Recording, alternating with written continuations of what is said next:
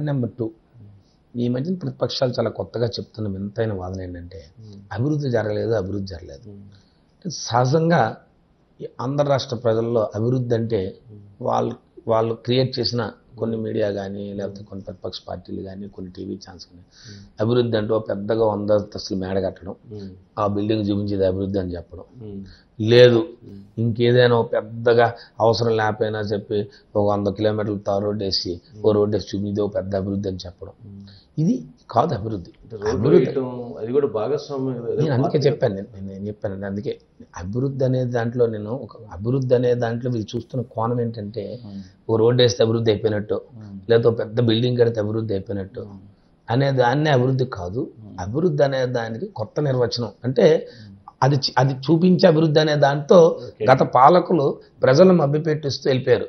మీకు hitech city building చూపించి రోజు టీవీల్లో చూపించి హైటెక్ సిటీ బిల్డింగ్ చూపించి హైటెక్ సిటీ హైదరాబాద్లో కట్టడం అనేది ఎంత అవసరమో కింద ప్రజాజీవితంలో పేదవాళ్ళు గ్రామ స్థాయిలో ఉన్నవాడికి అవసరాలు ఏంటి, వాడి మౌలిక వసతులు ఏంటి, వాడి నీడ్స్ ఏంటి, వాడి తాలూకా జీవన విధానం ఏంటి అనేది తెలుసుకోకుండా ఉండకపోవడం అనేది వాళ్ళ ముఖ్యమంత్రి గారి తాలూకా అభివృద్ధి ఏంటంటే ఇది అభివృద్ధి అంటే.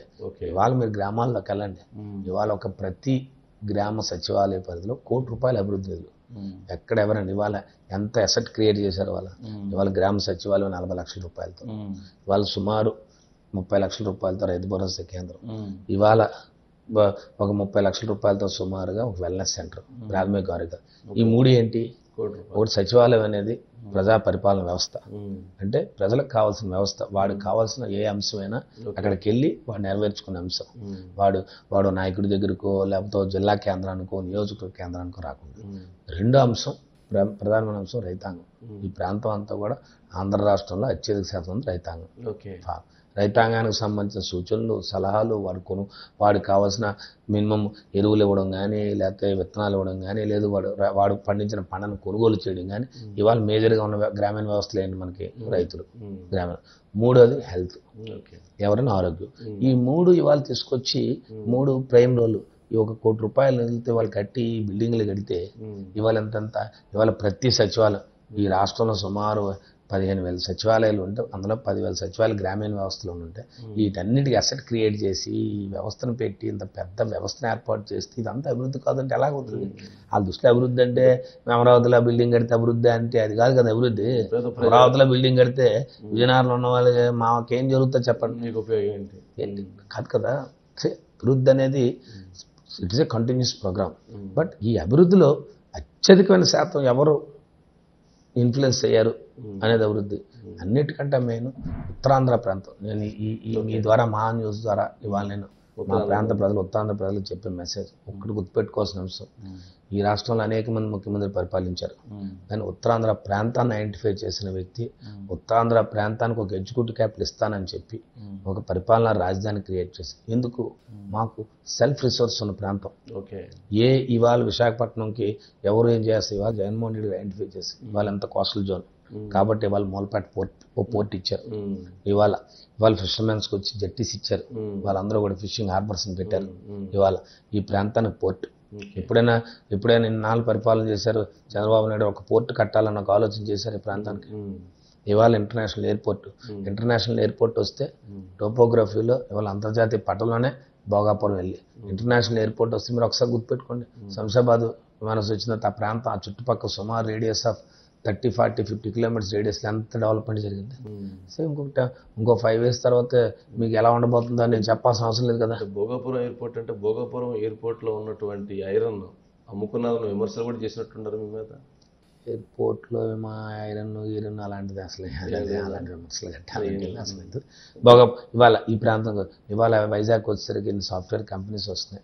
ఇవాళ వైజాగ్లో ఎన్ని రకాల డెవలప్మెంట్ వెళ్ళిపోతున్నాయని అంతే చెప్తున్నా కదా. విమర్శ అనేది ఎప్పుడు కూడా ఇలా అది వెళ్ళిపోతుంది, ఇది వెళ్ళిపోతుంది. ఎందుకు వెళ్ళిపోతారు ఎవరైనా?